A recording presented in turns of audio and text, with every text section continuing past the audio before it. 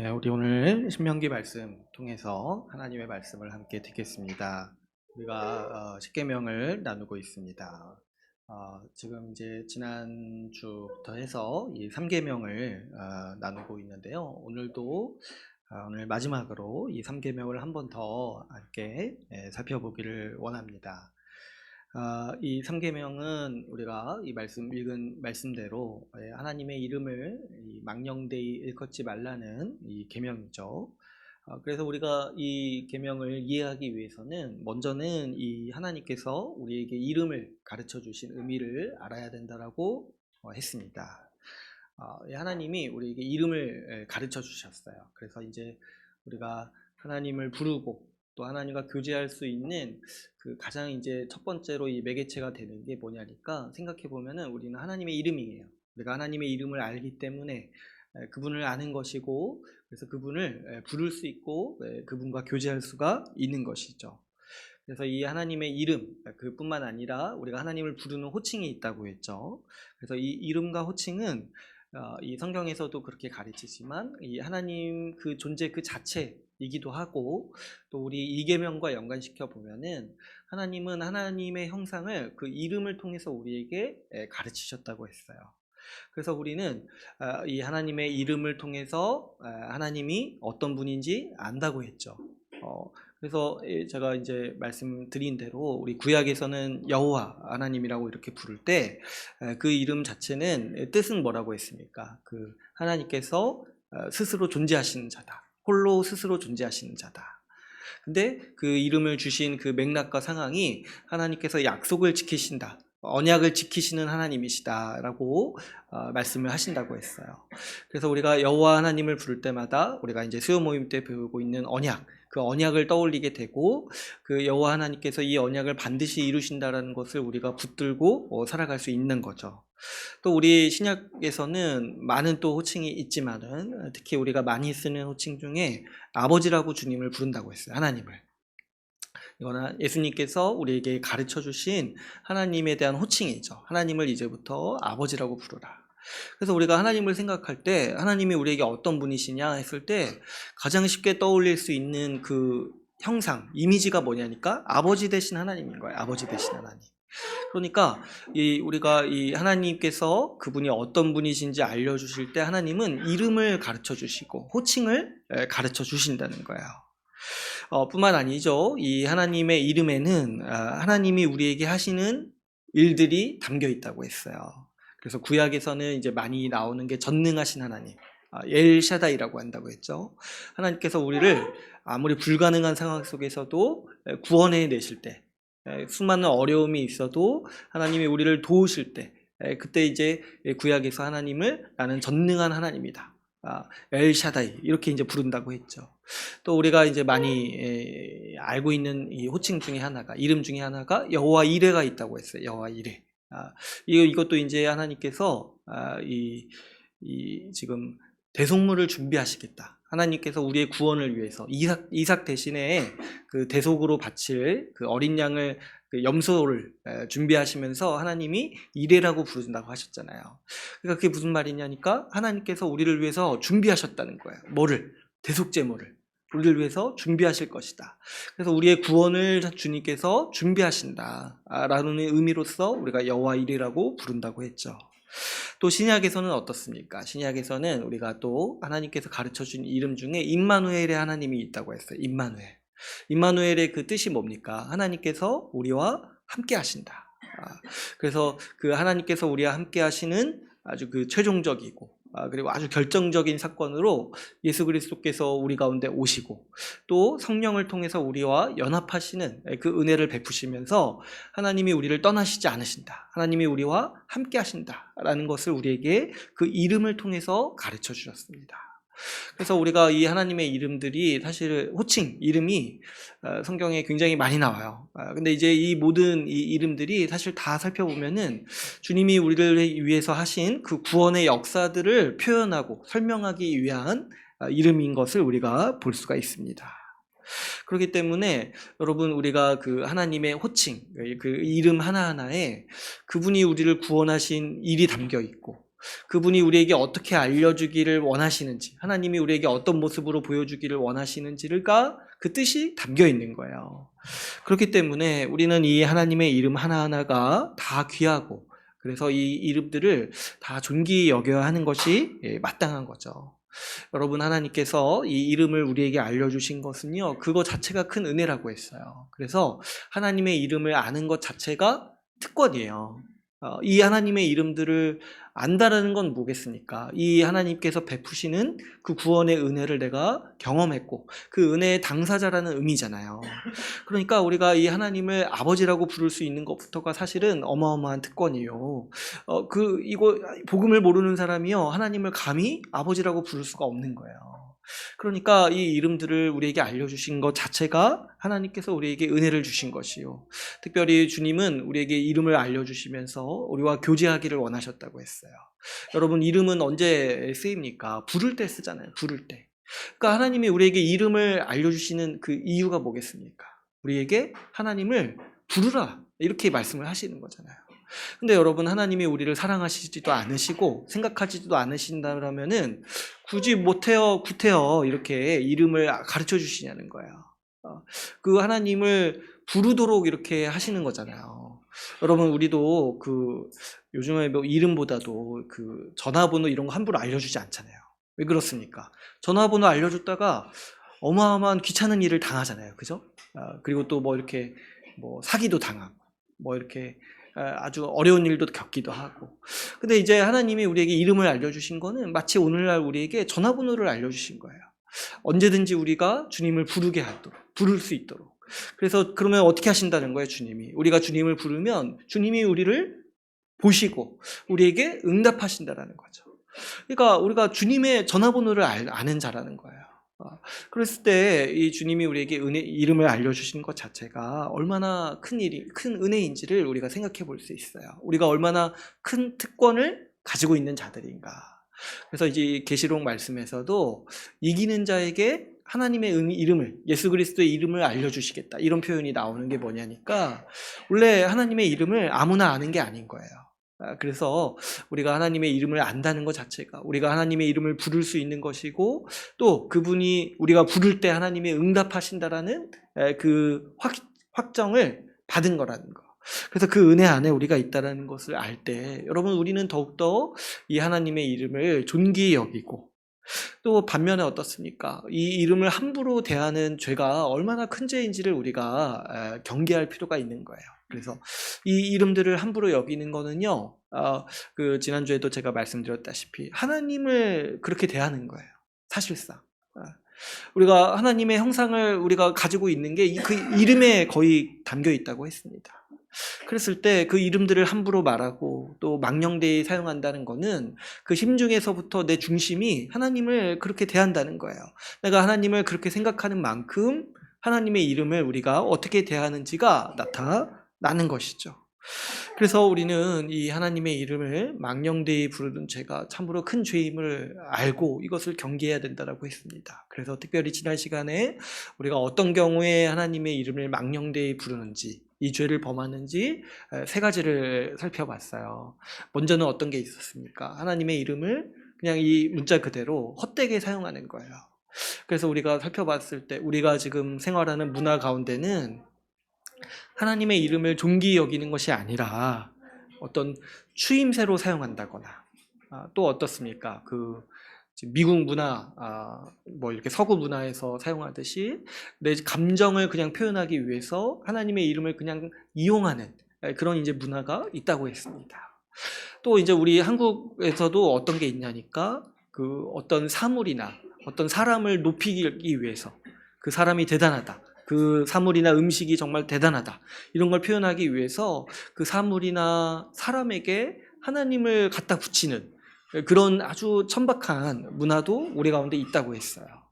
그랬을 때 우리는 이런 것들이 분명히 이 3계명을 어기는 것이요, 하나님의 이름을 망령되이 부르는 행태라는 것을 분명히 파악하고 거기에 동참하지 않을 뿐만 아니라 할 수만 있다면 우리 주변에서 그런 일들을 할 때 막아야 되는 거죠. 그렇게 하지 말라고 막아야 하는 거예요. 또 두 번째로 하나님의 이름을 악하게 사용하는 경우는 어떤 게 있다고 했습니까? 망령되이 부르는 경우가 두 번째가 뭐냐니까 하나님의 이름을 악하게 사용하는 경우가 있다고 했어요. 그게 뭐냐니까 그냥 이 하나님의 이름을 높이기 위해서 사용하는 것이 아니라 나를 정당화하기 위해서 하나님의 이름을 이용하는 사람들이 있다고 했어요. 어떤 경우입니까? 우리 이제 구약에서는 이제 하나님의 이름으로 맹세하는 경우 그렇게 이제 쓴다고 했고 또 그런 경우뿐만 아니라 우리도 이제 일상에서 내 주장을 이 다른 사람한테 강요하기 위해서 또 어떻습니까? 내가 지금 어떤 일들을 하고 있는데 그게 보니까 약간 양심에 걸려요. 그런데 그걸 좀 정당화하고 그것이 괜찮다라는 것을 포장하기 위해서 하나님의 말씀이나 하나님의 이름을 가져다 쓰는 경우가 있어요. 그러니까 나도 분명히 내가 양심에 약간 걸려요. 근데 이제 어떻게 하냐니까 그 하나님 말씀으로 돌이키는 것이 아니라 내 그냥 그 행동을 정당화하려고 이 말씀을 가져다 쓰고 어떻게든 나를 정당화하려는 말씀이 없는가 이렇게 찾아보는 이런 태도가 있다고 했어요. 근데 이런 게 뭐냐니까 하나님의 이름을 높이려고 이렇게 하는 것이 아니라 나를 정당화하기 위해서 내 주장을 관철시키기 위해서 하나님의 이름을 이용하는 아주 악한 일이라고 했습니다. 그래서 반드시 여러분 여기에 대해서 반드시 죄가 있다. 하나님께서 반드시 그 죄값을 갚게 하신다라는 것을 우리는 기억할 필요가 있죠. 그리고 또 마지막으로 우리가 이제 하나님의 이름을 망령되이 일컫는 경우는 우리의 행실이 똑바르지 못할 때가 있다고 했어요. 뭐냐니까 하나님께서는 하나님의 백성에게 그분의 이름을 두신다는 거예요.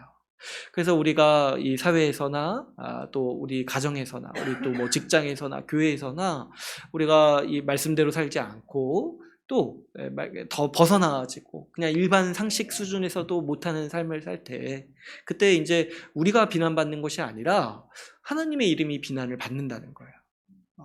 그죠, 여러분? 이게 직관적으로 반드시 그렇게 가게 돼 있어요. 제가 예전에 식당에서 밥 먹는데 이렇게 어떤 이제 직장 동료분들이 온 거예요. 그래서 막 동료분들이 막 얘기를 하는데 같이 안 온 분이 하나가 있었는데 막 그분 얘기가 나오는 거예요. 그래서 여러분 어디 밥 먹으러 갈 때 꼭 같이 가야 돼요. 반드시 얘기가 나와요. 근데 이제 얘기를 하면서 그분은 왜 이렇게 이기적이야 이런 얘기들을 막 하는데 그러면서 마지막에 어떻게 끝나는 줄 아세요? 아니 교회 다니면서 왜 그렇게 이기적이야 이렇게 이제 끝나는 거예요. 그랬을 때 참 이런 게 마음이 아프다 이런 생각이 드는 거예요.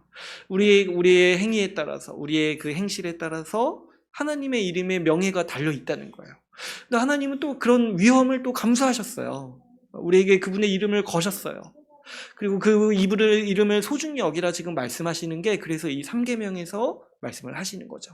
내 이름이 망령되게 열컬어지도록 행하지 말고 사람들이 너의 행실을 보고 하나님께 영광 돌리도록 행하라. 이렇게 이제 주님은 우리에게 권면을 하시는 겁니다.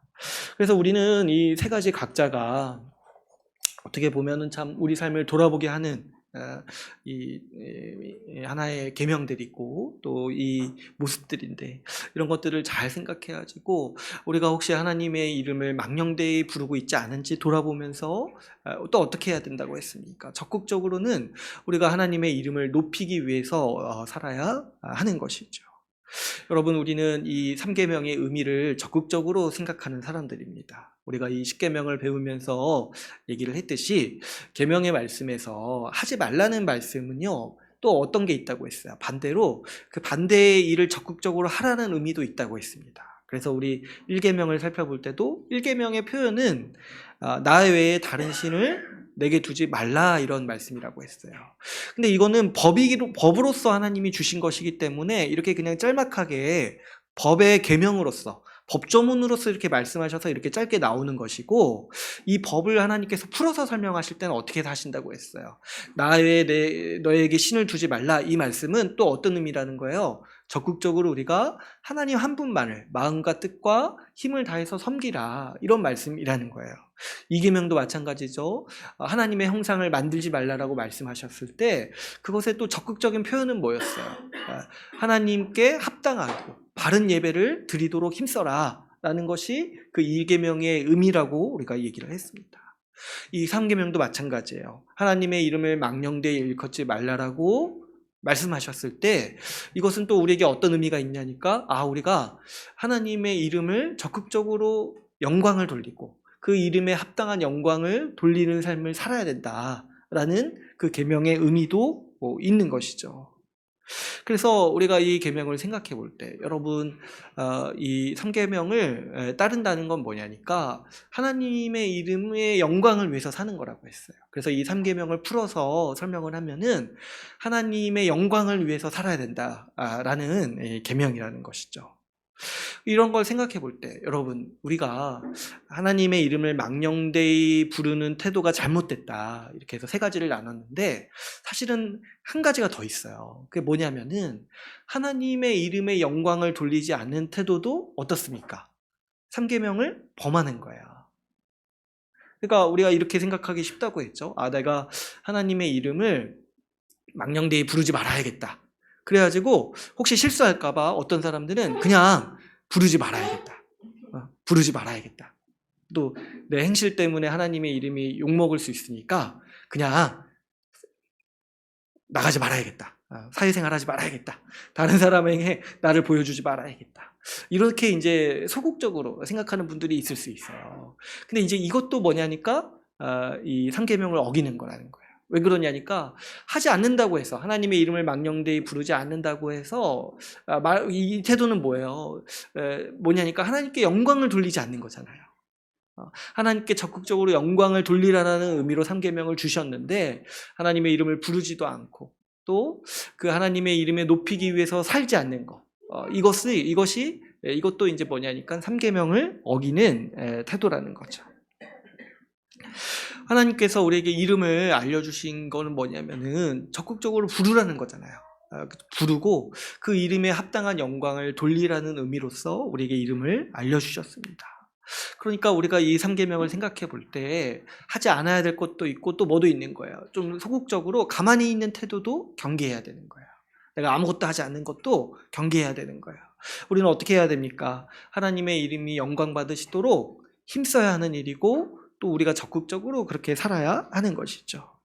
그래서 여러분 우리는 하나님의 이름을 부르고 찬양하고 그분께 그 이름에 합당한 감사와 영광과 찬송을 드려야 하는 것이죠. 예배의 자리에서나 이 기도의 자리에서나 또 우리 일상의 자리에서 우리는 하나님을 불러야 돼요.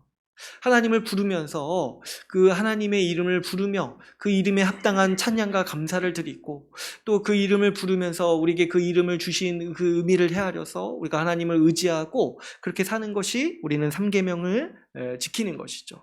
또 뿐만 아니라 우리는 우리의 선한 행실로 말미암아서 하나님께서 영광 받으시도록 힘써야 돼요. 그래서 기회 있을 때마다 복음을 전하고 또 우리 이 사회생활 하면서 또 직장생활 하면서도 하나님의 명예가 내게 달려있다. 내 행실에 달려있다 생각을 해가지고 우리의 행실에 각별히 주의를 하고 또 할 수 있는 한 선한 일을 할 수 있도록 우리는 힘써야 하는 것이죠. 이렇게 사는 것이 이 3계명을 우리에게 주신 하나님의 뜻이고 우리가 3계명을 적극적으로 지키는 삶이라고 했습니다. 그래서 여러분 우리가 이 예배의 자리에서나 또 기도의 자리에서 하나님의 이름을 적극적으로 부르는 일에 힘써야 되는 것이고 또 어떻습니까? 우리 일상에서도 하나님의 이름을 사용해야 돼요. 언제요? 하나님께 영광을 돌리고 하나님께 감사를 표현할 때 또 특별히 우리 아이들과 함께 있을 때도 교육적인 목적을 위해서 우리 아이들 앞에서 우리 하나님의 이름을 높이고 우리 하나님께 감사하는 시간을 가져야 하는 것이죠. 그래서 여러분 이 3계명은요 아주 이제 간단하게 얘기하면은 하나님의 영광을 위해서 살아라 그렇게 말하고 그렇게 행동하고 하나님의 영광을 돌리는 것 이것이 내 삶의 목표인 것으로 여기고 살라는 말씀으로 우리가 이해할 수 있습니다. 그런데 여러분 오늘 우리가 이 계명을 가지고 좀 더 깊이 있게 생각해 볼 지점은 이런 부분인 거예요. 여러분 3계명이 하나님의 영광을 위해서 살아라 라고 말씀을 했을 때 그 하나님의 영광을 위해서 살지 않는 거는 어떤 거냐니까 3계명을 어기는 거예요. 그럴 때 여러분 어떤 분들은 이렇게 말하는 게 굉장히 낯설고 좀 부담이 되는 분들이 있을 수가 있어요. 그게 뭐냐니까 제가 이제 1계명 때도 잠깐 얘기를 했지만 하나님을 위해서 산다라는 게 나한테 좀 낯선 거예요. 하나님의 영광을 위해서 살아야 된다. 하나님을 위해서 살아야 된다. 이게 좀 낯선 분들이 있는 거예요. 뭐냐니까 내가 예수 믿고 구원받았다 이렇게 생각을 했는데 내가 이제 예수 믿고 구원받아서 이제 주를 위해서 살아가는 인생이 되었다. 여기까지는 자기 자신에 대해서 생각을 해보지 않으신 분들도 우리 보통 이제 교회 가운데서는 많이 있는 것들을 보게 됩니다. 그러니까 뭐냐니까 내가 구원받은 건 감사한데 주를 위해서 사는 거는 좀 아직 거기까지는 내가 믿음이 없고 또 그거는 좀 약간 특별한 사람이 그렇게 행한다고 여기시는 분들이 있는 거예요. 여러분 한번 생각해 보시면은 이제 우리 교회도 그렇지만 또 우리 교회 생활 전체를 한번 돌아보시면 교회 안에는 이런 수동적인 신앙생활이라고 해야 되나요? 또 어떻게 보면 미지근한 신앙생활이라고 해야 되나요? 이런 분들이 사실은 많이 있어요. 어떤 거냐니까 교회를 와요. 교회를 오긴 오는데 그냥 주일에 교회 한 번 오는 것으로 내가 하나님께 행해야 될 모든 의무를 다 했다고 여기시는 분들이 있어요. 그리고 이거를 굉장히 또 크게 여기시는 분들이 있어요. 이거 하나도 난 정말 힘든데 내가 이거 했다는 거예요. 그래가지고 그냥 신앙생활 나는 한다. 난 주님을 믿는다. 이렇게 여기면서 어떻게 생각하냐니까. 그냥 요구하는 거 어느 정도 하는 거예요. 교회에서 요구하는 거 어느 정도 해요. 헌금 생활도 하고 또 이제 교회 출석도 하고 모임도 이렇게 나가요. 그런데 이 주를 위해 살 마음은 없는 거예요. 주님을 믿는다고는 하지만은 주님을 위해서 살 마음은 없어요. 교회 생활을 하고 신앙생활을 하지만은 또 어떤 게 없냐니까 하나님을 사랑하는 마음까지는 없어요. 그래서 이런 식의 어떤 미지근한 신앙생활, 우리가 뭐 이렇게 모태신앙을 가진 분들이 많이 이렇게 산다고 또 얘기를 하고, 그러니까 뭔가 이 교회 문화, 신앙생활, 종교생활을 하긴 하는데 하나님을 향해 뜨거운 열정이라든가 주를 위해 살아야 되려는 그런 하나님을 사랑하는 마음이라든가 이런 게 없다라는 거죠. 또 이런 분들은 어떻습니까? 또 되게 자신이 무슨 문제가 있다는 생각을 잘 하지 않게 돼요. 왜 그러냐니까 이런 거예요. 크게 뭐 주를 위해 헌신하거나 주를 위해 살지는 않습니다. 그런데 어떻게 해요? 그렇다고 해서 하나님의 이름을 망령되이 부르진 않아요. 또 크게 불순종하진 않아요. 근데 어떤 게 있는 거예요? 그렇다고 해서 적극적으로 순종하진 않아요. 또 어떻습니까? 또 주를 위해 살지도 않는 거예요. 그러니까 이 중간 상태가 우리가 있다는 것을 생각을 해야 돼요. 우리 계명 가운데서도 무엇을 하지 말라라는 말씀이 있고 무엇을 하라는 말씀이 있잖아요. 근데 우리 사람의 인식 가운데 뭐가 있냐니까 그 가운데 아무것도 하지 않는 상태가 있다는 거예요. 이게 참 제가 발견하면서 놀랐어요. 우리 사람의 생각과 우리 사람의 어떻게 보면 잔머리라고 할까요? 어떻게든 좀 피하고 싶은 그 마음. 하지 말라는 걸 하지도 않지만 하라는 거를 하지도 않는 그 가운데가 있다는 걸 우리는 항상 생각을 해야 된다는 거예요. 그래서 이런 이제 모습의 특징 중에 하나가 뭐냐니까 예수님을 믿는다라고는 말해요. 부인하지 않아요. 근데 뭐가 없냐니까 주님을 사랑하는 마음이 없어요. 근데 이게 참 애매모호해요. 그 마음이 없다라는 거는요, 사실 그 사람이 잘 알아요. 그 당사자가 제일 잘 아는 것이고, 또 가까운 사람들이 이제 보게 되는 거죠. 이 사람에게 사랑하는 마음이 없다라는 거예요. 그랬을 때 여러분, 이런 식의 어떤 신앙을 어떻게 표현할 수 있을까 좀 고민을 많이 하게 되는 것 같아요.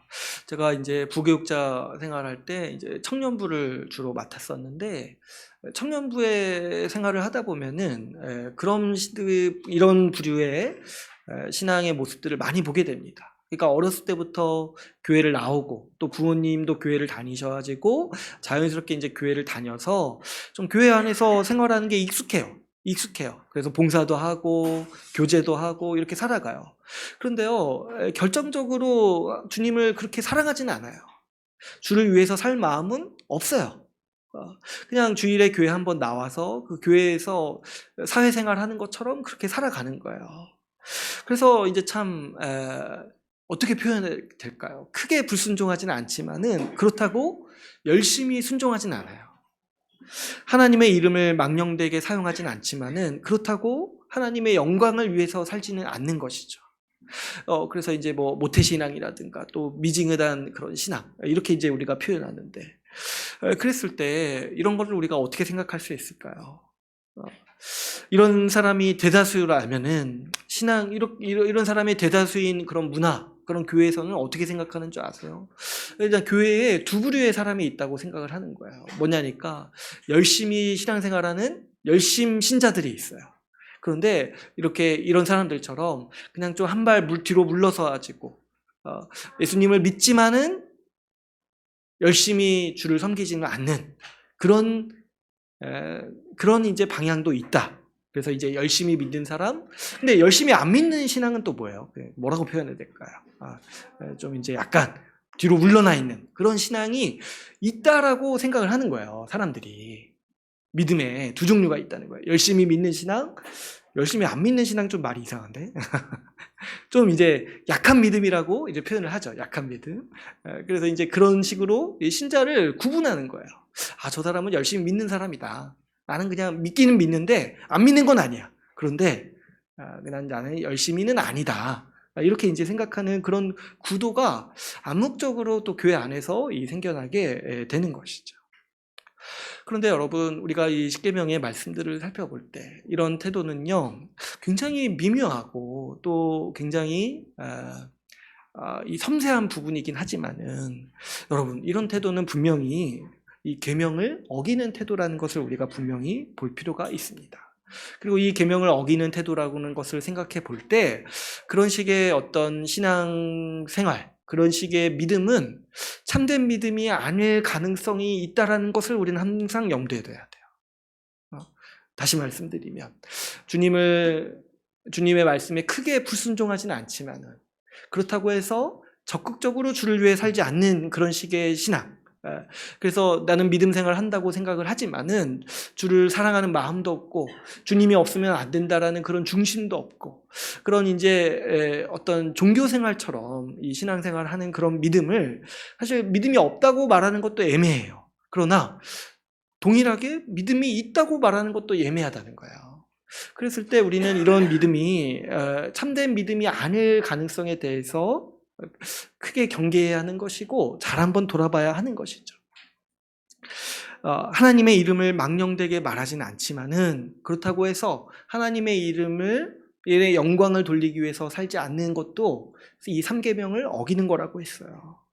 여러분, 그럴 때 이렇게 가운데 아무것도 안 하고 있는 그런 믿음, 이 수동적인 그런 신앙생활, 이런 것들이요, 사실은 어떻게 보면 굉장히 위험한 상태에 있다는 것을 우리는 생각해 봐야 돼요. 어떤 분들은 이런 것들이 그냥 믿음의 과정 가운데 있을 수도 있어요. 진짜 말 그대로 약한 신앙인 거예요. 약한 믿음인 거예요. 그래가지고 믿음의 여정을 출발했는데 아직 이렇게 회심을 안 한 거예요. 그 삶을 돌이키고 그 삶을 내가 하나님께 드려야겠다. 이 결정을 안 해가지고 여전히 그 고민하고 갈등하고 또 번민하는 시기에 이런 현상이 나올 수 있습니다.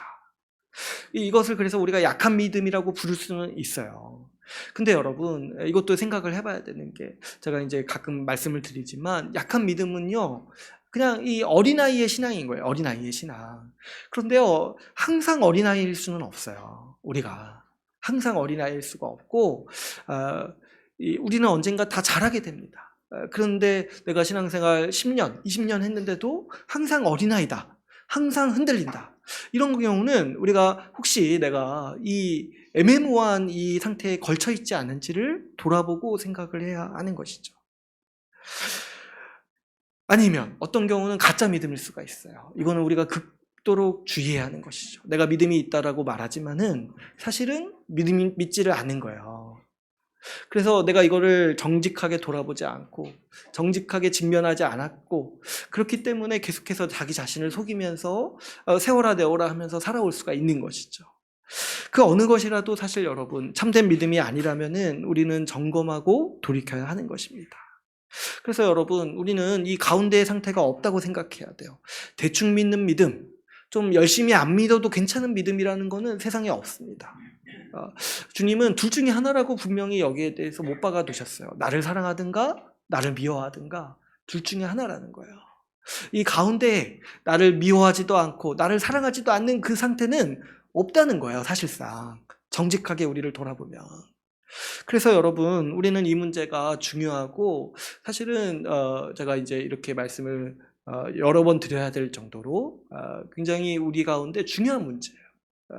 이것이 왜 그렇습니까? 우리 믿음이 나중에 거짓 믿음이면 어떻게 합니까? 우리가 참되게 믿는 사람으로 드러나지 않게 되면 어떻게 됩니까? 그래서 우리가 이 말씀을 들을 때, 특히 이 십계명의 말씀은 이런 우리의 태도를 갈라내기 위해서 주신 말씀이기도 해요. 이런 우리의 태도를 비추기 위해서 주신 말씀이기도 한 것이에요. 우리가 이 말씀, 십계명의 말씀을 보면서도 나의 그 애매모호한 태도, 예수님을 믿는다고 하지만은 회심하지 않은 그 태도, 그것을 그대로 남겨두고 있는다라면은 여러분, 우리는 정말 너무 큰 위험 가운데 우리 자신을 두고 있는 것이에요. 여러분, 우리가 이 말씀을 깊게 생기면서 그 미지근한 신앙이 있을 수도 있다라는 그 가능성을 다 제거해 버리셔야 돼요. 우리 그 구도와 우리 교회 가운데, 우리 개념 가운데, 여러분, 미지근한 신앙, 주를 위해 열심히 살지 않아도 괜찮다는 믿음, 이게 있다라는 개념 자체를 아예 제거해 버려야 돼요.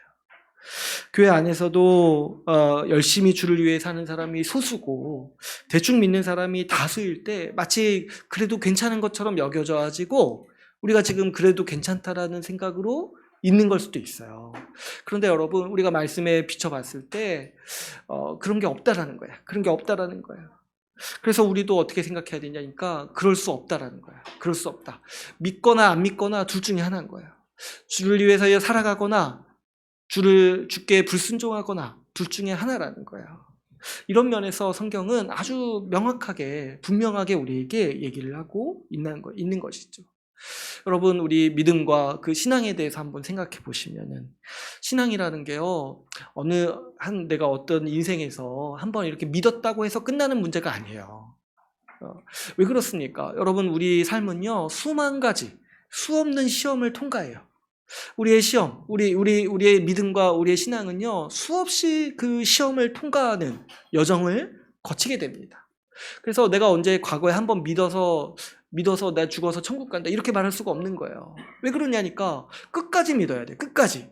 근데 내가 인생 전체를 통틀어서 믿었냐 했을 때, 그게 정말 진실하게 드러나는 순간은 어찌 보면 내가 죽기 직전이지 않겠습니까? 내가 정말 믿었는가 생각해 볼 때. 그랬을 때 여러분, 우리 신앙이라는 게 항상 시험을 통과하는데, 우리가 인생을 살다 보면은 어려울 때도 있고 기쁠 때도 있어요. 근데 제가 보니까 이 두 가지가 다 시험이 돼요. 어려울 때도 시험이 되는데, 이게 삶이 너무 좋을 때도 하나님을 망각하는 시험이 있어요. 또 어떻습니까? 바쁘고 분주할 때가 있어요. 부할 때도 있는가 하면은 가난할 때도 있어요.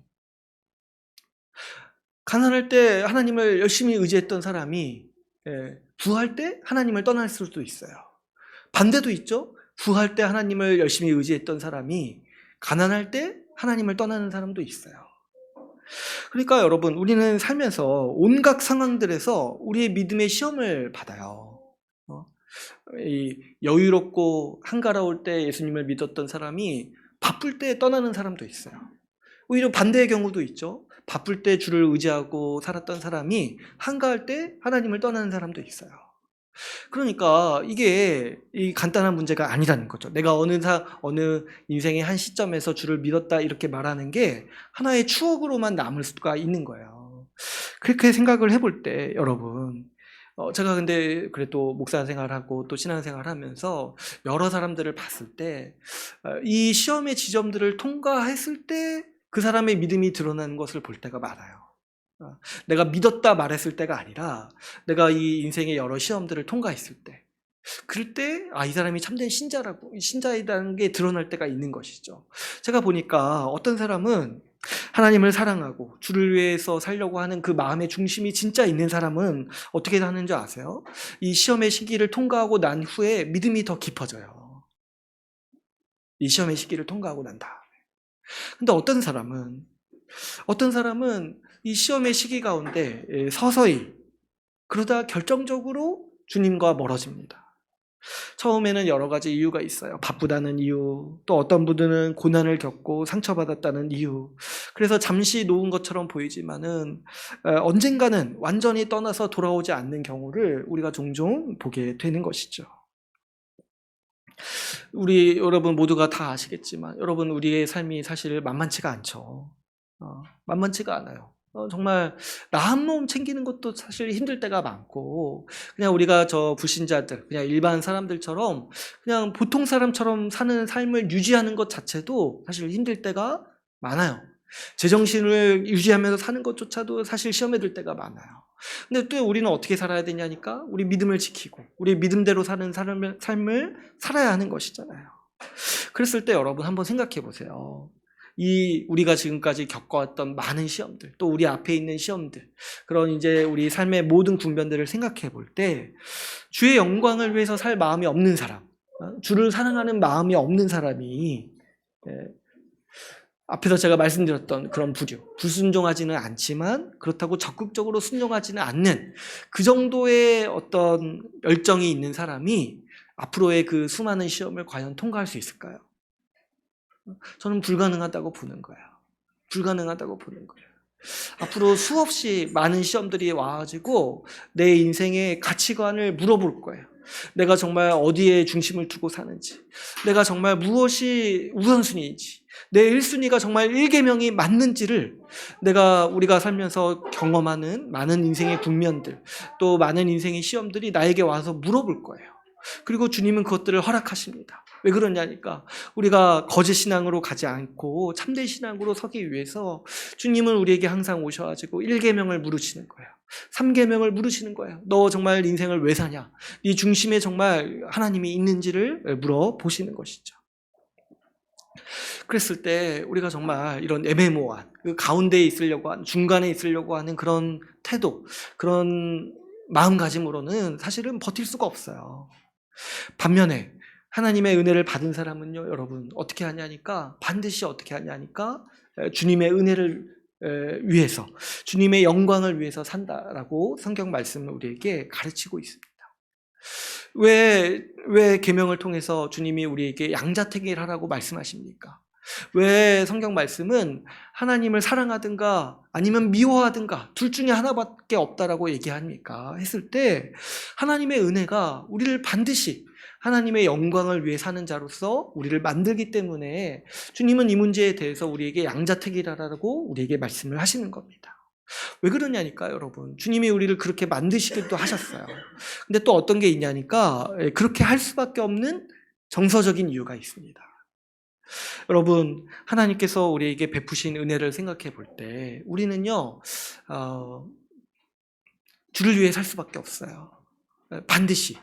왜 그러냐니까 여러분, 우리는 우리의 처지를 생각해 봐야 돼요.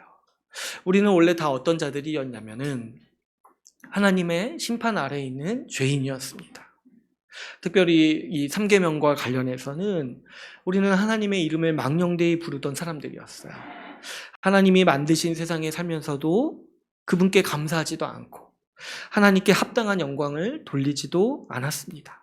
오히려 온갖 우상들을 만들고 새기고 마음에 두어가지고 하나님처럼 여기면서 그것들을 하나님이라고 부르면서 우리는 그렇게 살았던 것이죠. 이런 것들이 뭐냐니까 하나님의 이름을 존귀히 여기지도 않고 무시하거나 경멸하며 지냈던 사람들이라는 것이죠. 여러분, 우리는 어떻게 보면은 이 하나님이 만드신 세상에서 불법 체류자 같은 사람들이에요. 하나님이 만드신 세상에서 살면서 그래서 생명을 유지하고 그리고 하나님이 만드신 여러 가지 세상의 복들을 누리면서 그것들을 즐기고 그것들을 의지하고 그것들을 또 좋아하면서 또 어떠냐니까 그것들을 우리에게 주신 하나님께 마땅한 감사와 찬양을 돌리지 않는 거예요. 그러면서 어떻습니까? 하나님께 감사하지도 않고 하나님께 영광 돌리지도 않고 하나님께 예배하지도 않으면서 어떻게 하냐니까 하나님의 법을 따르지도 않아요. 하나님이 만드신 세상에서 살면서 하나님이 세우신 법을 어기면서 살고 있는 거예요. 그러면서 어떻게 합니까? 오히려 불평하고 오히려 이 만드신 세상에 대해서 폄훼하고 그 이스라엘 백성들이 가나안 땅을 폄훼했던 것처럼 아이고 왜 이렇게밖에 못 만드셨느냐? 왜 이렇게 세상은 이러냐? 하면서 만드신 하나님을 향해 불평하고 그래서 그 하나님의 이름을 망령되이 부르는 것이죠. 오히려 하나님의 법을 따르지 않고 어기면서 하나님이 어디 있느냐며 조롱하기도 하는 것이 우리의 성정이 이것이고 우리의 죄인 것이죠. 그래서 여러분, 이런 우리의 죄는요, 기본적으로 반역죄의 성격을 가지고 있는 거예요. 왕이시고 세상의 주인이신 하나님, 그 하나님께 순종하지도 않고 그 하나님의 법을 따르지도 않아요.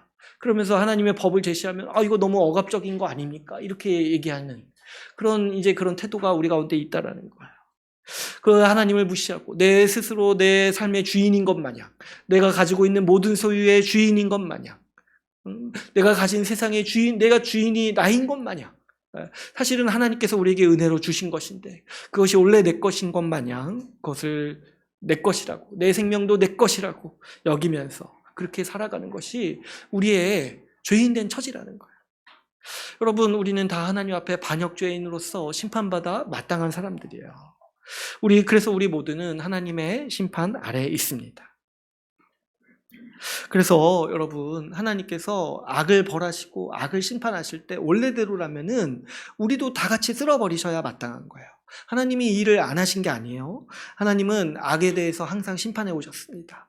바벨탑을 무너뜨리시고 또 홍수로서 심판하시고 바벨론이라는 그 악한 제국, 하나님을 대적하는 악한 제국들을 수시로 무너뜨리시고 심판해 오셨어요. 그럴 때 원래대로라면 하나님은 우리도 망하게 하셔야 돼요. 우리도 무너뜨리셔야 되고 우리도 멸망시키셔야 돼요. 그런데요, 하나님이 우리에게 베푸신 은혜가 뭐냐니까 심판받아 마땅한 우리에게 구원의 은혜를 베푸시기로 작정하셨다는 거예요. 어떻게 우리에게 은혜를 베푸시냐니까 그 유일한 방법으로 십자가의 은혜를 주신 거예요. 우리가 죽어 마땅하고 우리가 심판받아 마땅한데 하나님이 어떻게 하셨냐니까 우리에게 긍휼을 베푸셔서 우리 대신에 심판받을 대속죄물 여호와 이레로서 우리에게 보내주신 거예요. 예수 그리스도를 우리에게 보내주신 거예요. 그래서 예수 그리스도에게 우리가 받아야 될 형벌을 대신 받도록 하신 것이 이 십자가의 사건이었습니다. 이 십자가는요, 우리를 구원하시기 위해서 하나님이 하실 수밖에 없었던 유일한 길이에요. 우리의 죄의 문제, 하나님께서 우리의 죄의 문제를 해결하시기 위해서 다른 방법을 하나님이 왜 생각하지 않으셨겠습니까? 십자가는 그분의 외아들을 내어주시는 건데 다른 방법이 없다고, 다른 방법을 하나님이 어떻게 고민하시지 않으셨겠습니까? 그런데 우리의 죄 문제를 해결할 수 있는 유일한 길이 이 십자가밖에 없는 거예요. 우리의 그 끔찍한 죄, 우리의 그 심각한 죄를 형벌을 주님은, 우리 하나님은 우리 예수 그리스도를 세우셔서 대속제물로 세우셔서 그 십자가에서 하나님의 진노의 심판을 대신 받도록 하신 것입니다. 그랬을 때 여러분, 예수께서 우리의 죄에 대한 심판을 대신 받으시고 우리는 어떻게 했습니까? 우리는 나음을 입었어요. 우리는 죄사함을 받은 것입니다. 하나님께서 우리를 구원하시기 위해서 이 예수 그리스도의 십자가를 허락하시고 이 예수 십자가 복음을 우리에게 보내주신 것입니다. 여러분, 그런 우리가 지금 이렇게 서 있는 거예요. 우리의 죄가 죽어 마땅한 죄로서 있는데 이 하나님의 거룩을 훼손하는 심각한 죄를 지으면서 살았는데, 그랬을 때 이 주님이 어떻게 하셨냐니까 이 예수 십자가 복음으로 우리의 죄를 용서해 주시고 우리를 구원하셨을 뿐만 아니라 우리를 하나님의 백성, 하나님의 자녀로 맞이해 주시는 은혜를 베푸셨다라고 주님은 우리에게 말씀하고 있는 것이죠. 여러분, 이 십자가, 예수 십자가 복음을 믿는 자가 어떻게 생각해 보세요. 어떻게 주님을 사랑하지 않을 수 있겠습니까? 예수님이 나를 대신해서 죽으셨다고 믿는 사람, 하나님이 내 끔찍한 죄를 용서해 주시기 위해서 그 아들을 내어주셨다는 것을, 그 말 그대로를 믿는 사람이 어떻게 하나님에 대해서 미지근한 생각을 가질 수 있겠냐는 거예요. 이게 정서상 불가능하다는 거예요. 정서상. 이렇게까지 하셨다는 거, 하나님이 이렇게까지 하셨다는 걸 들은 자, 그것을 받고 믿는 자가요, 감사합니다, 땡큐, 이제 내 마음대로 살겠습니다, 이렇게 어떻게 말하겠냐는 거예요. 그렇게 할 수가 없다는 거예요. 그렇게 할 수가 없다는 거예요. 왜 그렇습니까? 내가 죽어 마땅한 죄인이라는 걸 아는 사람이요, 그 아는 사람이 이 복음을 들었을 때 믿기지가 않는 거예요. 어떻게 이렇게까지 하셨는가? 그리고 그 복음을 믿게 되었을 때, 그 주님의 영광을 보게 되는 것이고, 이 주님의 영광을 위해서 내가 살아야겠다, 이제 앞으로는 내가 주를 위해서 살아야겠다, 이렇게 이제 생각을 하게 되는 것이 마땅하다는 거예요. 자신이 하나님 앞에 죽어 마땅한 자임을 아는 사람, 하나님의 이름을 망령되게 사용하는 죄인임을 알 때 우리는 예수 십자가 복음에 나타난 하나님의 사랑과 영광을 보게 됩니다. 그리고 그 사랑과 영광 앞에 이제 자기의 삶을 결단하게 되는 거예요. 아, 이제 내가 나를 위해서 살지 않고 이제 주의 영광을 위해서 살아야겠다. 이렇게 좋으신 주님을 위해서 내가 내 평생을 살아야겠다. 이렇게 생각하고 이렇게 결단하고 이렇게 회심하는 것이 마땅한 자세라는 것이죠. 그런데 여러분, 우리 주님께서 우리에게 주신 이 은혜의 깊이를 잘 모를 때, 그럴 때 이 미지근한 신앙이 발생하는 거예요. 그럴 때 우리가 어떻게 행동하게 되냐니까 주를 사랑하지도 않고 주의 영광을 위해 살려고 하는 마음도 잘 갖지 않게 되는 거예요. 이게 뭐 어디서부터 발생하냐니까 여러분, 우리 주님께서 우리 죄를 용서해 주신 그 죄, 우리를 용서해 주셨다고 말하는 그 죄 있잖아요. 그 죄의 심각성을 우리가 잘 모를 때 우리는 하나님에 대한 사랑도 약해지는 것이고 주의 영광을 위해 살 마음도 잘 갖지 않게 되는 것입니다. 여러분 한번 생각해 보세요. 주님이 우리에게 은혜를 베푸신 게 나에게 이게 얼마나 큰 일인지를 모르니까, 그러니까 우리가 주를 사랑하는 마음도 약해지는 것이고 주를 위해 살 마음도 약해지는 거예요. 여러분, 우리가 우리 자신을 어느 정도 죄인이라고 생각하는지를 한번 생각해 보세요. 제가 예전에 이 수련회 때 어떤 이제 리더분의 얘기를 들은 적이 있는데, 그 리더분이 이제 수련회 온 이 성도분과 이 상담을 할 때 이런 얘기를 나눴다고 해요. 정말 예수님을 믿냐 했을 때 믿는다고 했대요. 난 예수님을 믿습니다. 그래서 구체적으로 물어본 거예요.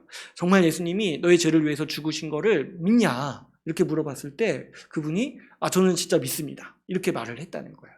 근데 이 리더분이 아주 지혜로운 분이셨던 것 같아요. 그래서 이 질문을 좀 바꿨어요.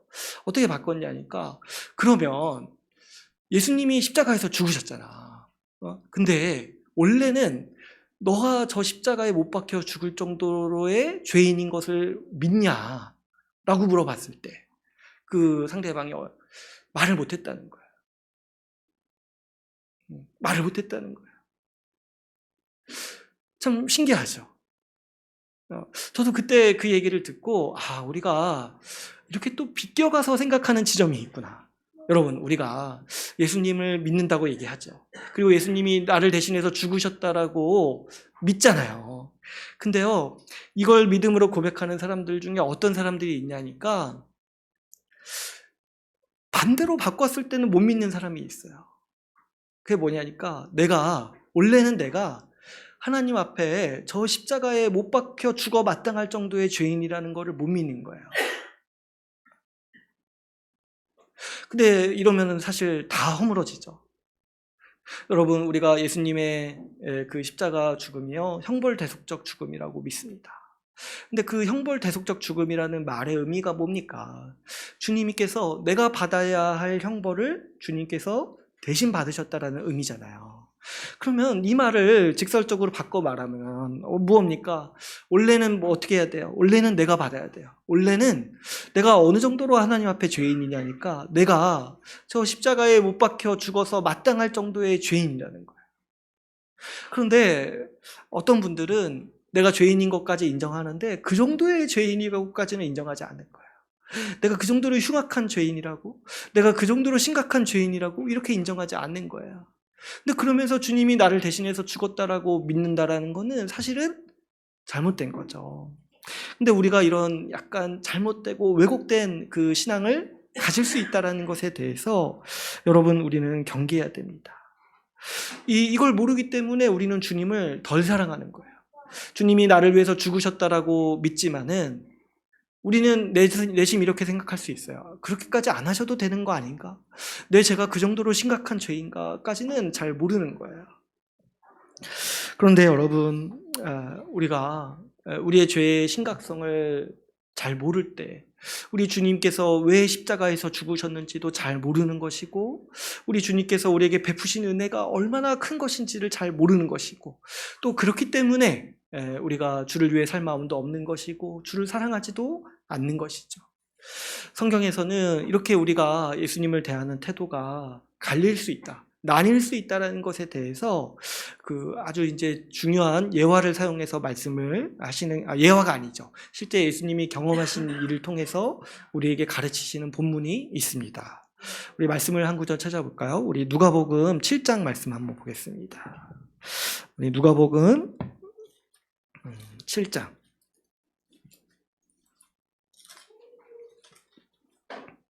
7장 36절에서 50절 말씀.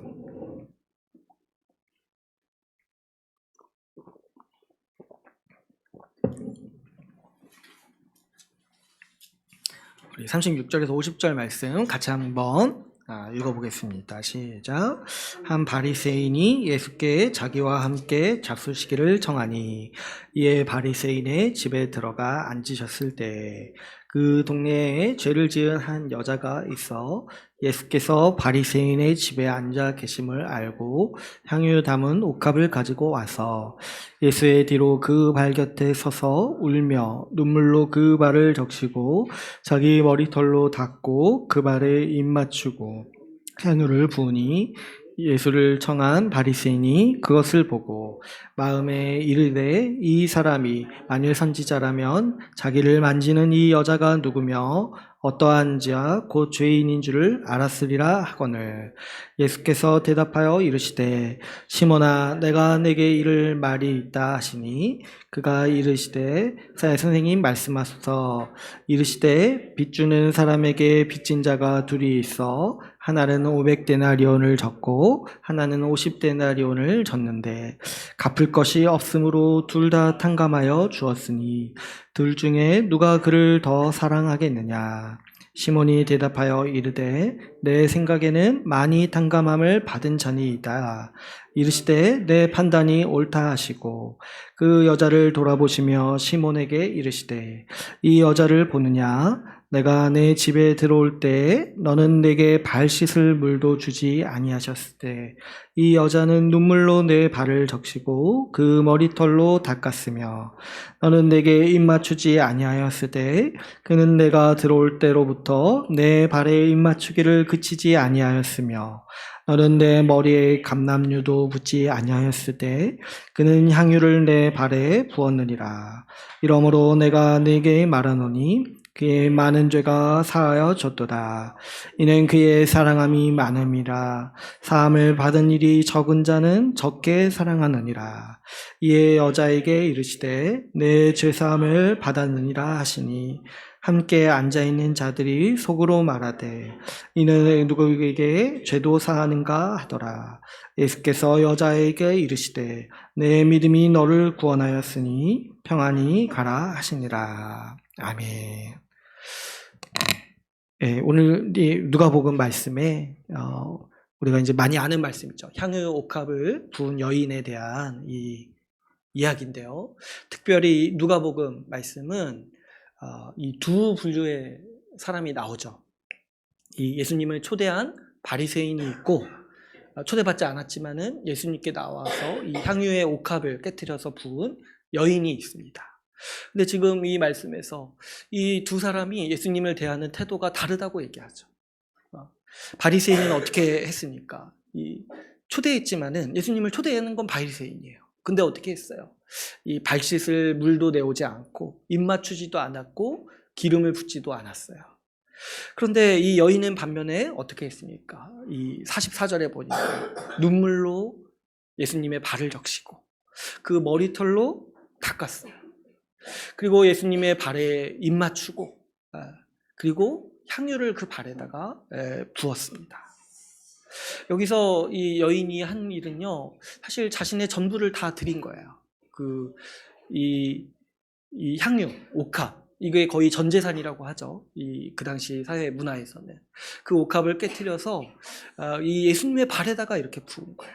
그리고 또 자세히 보면은 그 머리털로 이 발을 닦잖아요. 그러니까 자기가 소중히 여기던 대상들로 다 닦는 거예요. 우리 자매분들 그 머리카락이 소중하잖아요, 그죠? 이걸로 닦는 거예요. 원래 입 맞추는 게 뺨에 입 맞추는 인사인데 차마 거기까지도 못 가고 그 발에 이 입을 맞추는 거예요, 이 여인이. 이 완전히 다른 태도를 가진 사람 두 사람이 나오죠. 근데 여러분 생각해 보시면 이 바리새인도 예수님을 박해하거나 미워한 사람은 아니에요. 어떻게 했냐니까 초대했어요. 예수님을 초대했어요. 근데 초대했지만은 사랑하지는 않은 거죠. 근데 이 여인은 어떻습니까? 이 여인은 자신의 전부를 다해서 예수님을 뜨겁게 사랑하는 마음을 표현하고, 이 예수님이 나의 전부다라는 마음을 그렇게 표현하고 있는 거예요. 왜 이렇게 예수님을 대하는 태도가 이렇게 나뉠까요? 이렇게 다를까요? 했을 때 예수님이 그 이유에 대해서 말씀하십니다. 47절 말씀에 사함을 받은 일이 적은 자는 적게 사랑한다. 그래서 이 예화도 하나 드시죠. 이 많이 탕감받은 자, 적게 탕감받은 자가 있는데 누가 더 사랑하겠느냐? 많이 탕감받은 자가 사랑한다는 거예요. 그러면은 죄를 적게 지은 사람은 주님을 덜 사랑하고 죄를 많이 지은 사람은 주님을 사랑하는 게 맞습니까? 이렇게 말하는 거는 지금 이 예화를 말씀하시는 예수님의 의도를 이해를 못하는 거예요. 여러분, 여기서 사실 적게 탕감받은 사람은 없어요. 뭐냐니까 두 부류의 사람이 있는 거예요. 자기가 죄인이라고 생각하는 사람이 있고, 자기가 죄인이 아니라고 생각하는 사람이 있는 거예요. 이 여인은 어떤 사람입니까? 자기가 이 끔찍한 죄인이라는 걸 아는 사람이에요. 그래서 이 예수님의 용서가 자기에게 얼마나 귀한 일인지 알았어요. 그래가지고 지금 이 예수님의 용서를 경험한 뒤로 가만히 있을 수 없어가지고 자신의 전부를 예수님께 가지고 나아온 거예요. 감사와 합당한 예배와 그 경배를 표현하기 위해서. 예수님이 언제 향유옥합 바치라고 했습니까? 그렇게 말하지 않았어도 이 여인은 가만히 있지를 못하게 된 거예요. 자기와 같은 죄인을 용서해 주고 자기와 같은 죄인을 사해 주신 주님의 은혜에 어떻게든 자기가 그 마음으로 보답하고 싶은 거죠. 여러분, 지금 이 예수님께서 사죄를 선언하실 때 바리새인이 용서받았다 선언하지 않으시죠? 누가 용서받았다 선언하십니까? 이 여인이 용서받았다. 그리고 이 이야기에서 예수님께서 구원받았다고 선포하시는 사람은 이 여인 한 사람이에요. 여러분, 제가 이제 앞에서 이제 말씀드렸다시피, 왜 어떤 사람은 주님의 영광을 위해서, 주의 이름을 높이기 위해서 열심히 살고, 그렇게 살아가는데, 어떤 사람은 열심히 신앙생활을 하지 않아도 괜찮다고 생각하겠습니까? 왜 하나님의 이름을 대하는 태도가 이렇게 바뀌냐 했을 때, 여러분, 그 질문에 대한 답을 예수님이 여기서 하신 거예요.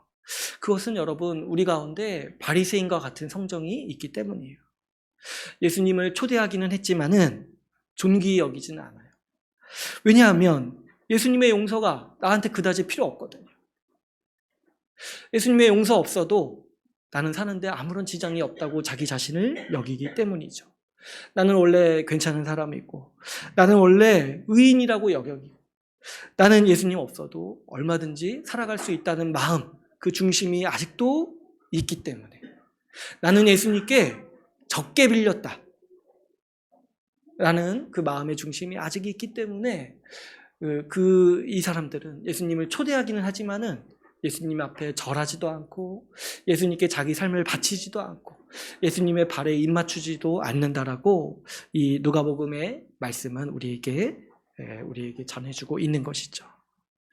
그러나 여러분, 이 여인처럼 예수님의 용서가 우리 삶의 전부인 사람은요, 예수님을 존귀히 여깁니다. 주님을 사랑하고 주님께 자신의 전부를 다 드립니다. 그리고 그 인생을 이제는 주의 영광을 위해 살아가겠다고 결단하게 되는 것이죠. 여러분, 이 여인은 분명 심각한 죄인입니다. 그 자신도 자기가 죄인이라는 걸 알고 주변 사람도 이 사람이 죄인이라는 걸 알았어요.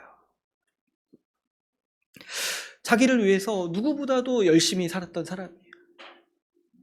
그런데요, 이 예수님의 용서, 나 같은 자도 받아주시고 거룩하게 씻어주시는 그 예수님의 용서를 경험한 뒤로 이 여인은 삶의 방향이 완전히 바뀌었습니다. 자기가 귀하게 여기던 모든 것들을 다 예수님께 바쳤어요. 그 향유 옥합, 이것은 여러 이제 얘기가 있어요. 이게 결혼식을 준비하기 위한 지참금이란 얘기도 있고, 이거를 돈으로 환산했을 때 그냥 그 사람의 전 재산인 거예요. 그것을 주님 앞에 아낌없이 깨트려서 붓기도 했고, 원래는 여러분 이거 찍어서 바르던 용도의 향유예요. 근데 이걸 부었다고 했잖아요. 그리고 자기가 아끼고 가꿨던, 외모로 가꿨던 그 머리카락으로 예수님의 발을 닦기도 했습니다.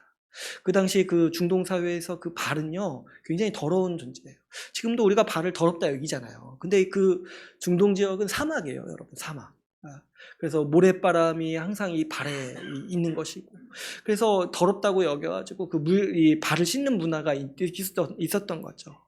그런데 이 여인은 자기가 존귀하게 여겼던 모든 것들을 다 바쳐서 주님의 발을 씻는 자로 마음을 바꾸게 된 것이죠. 자기가 귀하게 여겼던 모든 것을 예수님께 드렸습니다. 이제 이 사람은 어떤 자가 되어 있냐니까 예수 그리스도를 위해서 사는 자, 주님의 영광을 위해서 사는 자가 되었던 것이죠. 여러분, 이렇게 믿음으로 우리의 삶은 반드시 바뀌게 돼 있어요. 예수 그리스도의 그 십자가에서 주님이 나를 용서해 주셨다는 거 믿는 사람은요 반드시 이렇게 삶이 바뀌게 돼 있다는 거예요. 이게 뭐라고 우리가 부르냐니까 회심이라고 부르는 거예요. 회심. 내가 나를 위해서 그 죄를 지으면서 맹렬히 살아갔던 그 삶의 방향을 이제 돌이키는 거예요. 이제 돌이켜서 이제 주와 주의 영광을 위해서 살아가도록 마음을 바꾸고, 그렇게 내 모든 자원과 내 모든 삶의 목표를 그렇게 삼기로 결정하는 것, 이것이 바로 우리는 믿음이요 회심이라고 부른다는 것이죠. 여러분, 우리가 예수 십자가를 정말로 믿는다면 이 회심은 반드시 따라오게 되어 있습니다. 어떻게 그렇지 않을 수가 있겠습니까? 심판 아래 죽어 마땅한 자를 주님께서 살리시고 복 주셨어요. 그렇기 때문에 이 주님을 생각할 때 이 주를 사랑하고 주를 위해 살기 위한 마음이, 그런 태도가 자연스럽게 자라게 되는 것이고, 누가 하라고 하지 않아도 내가 그렇게 살고 싶어 하는 것이 마땅한 삶의 자세인 것이요, 우리가 믿을 때 반드시 우리 가운데 따라오는 정서인 것입니다. 그러므로 여러분, 신자는요 모두가 다 하나님의 이름에 영광을 돌리기 위해서 살아가는 사람들입니다. 어떤 특정 사람만 그렇게 사는 게 아니에요. 뭐 사역자라든지 열심히 믿는 사람만 그렇게 사는 게 아니에요. 교회 안에 열심히 믿는 사람, 대충 믿는 사람, 이런 구별이 있는 게 아니에요. 예수 믿는 자인가, 안 믿는 자인가, 더 정확히 말하면 예수 십자가 복음을 믿는 자인가, 안 믿는 자인가가 이 두 가지만 있다라는 거예요. 여러분, 예수 십자가 복음을 믿는 사람이라면 누구나 마땅히 우리 주님의 이름의 영광을 높이기 위해서 살아갑니다. 그럴 수밖에 없는 것이고, 우리의 정서는 이 예수 그리스도의 이름과 그 영광을 볼 때에 우리가 소중히 여기던 모든 것들을 다 깨트려서 우리 주님께 바칠 정도로 우리는 우리 주님을 감사하고 주님을 존귀히 여기며 주님께 영광을 돌리면서 살아가는 삶이 다 되는 것이죠. 그러므로 여러분, 제가 경계하면서 말씀드렸던 것처럼 절대로 뒤로 물러나거나 이 애매모호하거나 연약한 채로 그대로 있는 신앙이라는 것은 절대로 없다고 여러분 분명히 생각하셔야 돼요. 믿음의 여정 중에 있는 분들이 있을 수 있어요. 그리고 아직 회심의 결단을 하지 않으신 분들도 있을 수 있어요. 근데 그럴 때라도 반드시 이 결단의 순간이 있다는 것을 여러분 생각하셔야 돼요. 여러분, 우리는 다 우리 주님의 이름을 찬양하고 주의 이름의 영광을 위해서 살아가도록 주께서 구원하신 인생들입니다. 그렇기 때문에 여러분, 우리 주의 영광을 위해서 살아갑시다. 주의 이름을 부르고 찬양하고 선한 행실로 우리 주님께 영광 돌리는 모든 또 권속들을 다 되시기를 바랍니다.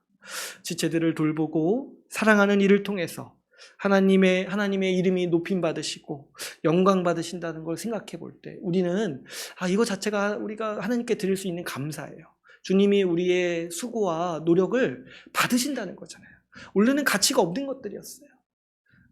우리가 더러웠기 때문에, 우리가 죄인이었기 때문에 우리의 모든 열심이 하나님께 다 가치가 없는 것들이었어요. 근데 이제 주님이 받으신다는 거예요. 우리가 뭐 하나 작은 일을 헌신해도 주님이 그것을 기뻐하신다는 거예요. 이번 주 제가 이게 너무 기쁘더라고요. 하나님이요, 우리가 애써서 살아가는 모습들을 다 기뻐하신다는 거예요. 우리의 그 헌신과 수고를 주님이 받으신다는 거예요. 그랬을 때 주님이 우리를 그렇게 만드셨고 우리를 그렇게 살 수 있는 자로 우리를 세우셨다는 걸 생각해 볼 때, 여러분, 우리가 더 열심히 주를 기쁘시게 하고 우리 주님의 이름에 영광 돌리기 위해서 더 힘써서 살아가야 마땅함을 우리가 이 말씀을 통해서 마음에 새기기를 원합니다. 이제 오늘 말씀을 맺겠습니다. 오늘 이 3계명에 대해서 마지막으로 함께 나누었습니다. 이 3계명은 주의 이름을 망령되이 부르지 말고 주의 이름에 합당한 영광을 돌리라는 계명의 말씀입니다. 우리는 오늘 그래서 이 3계명에 따라서 십자가 복음을 믿는 신자라면 누구나 다 주의 이름의 영광을 위해서 살아가는 일이 마땅하고 자연스럽다는 것을 우리가 함께 나누었습니다. 여러분, 우리 하나님, 우리 주님은 우리의 영광과 찬양을 받으시기 합당하신 분입니다. 하나님의 이름이 이 영광 받으시기 위해서, 그래서 우리가 전력을 다해서 살아가는 우리 주의 나라 교회가 되기를 간절히 소망합니다. 오늘 말씀을 마치고 같이 기도하는 시간을 갖도록 하겠습니다.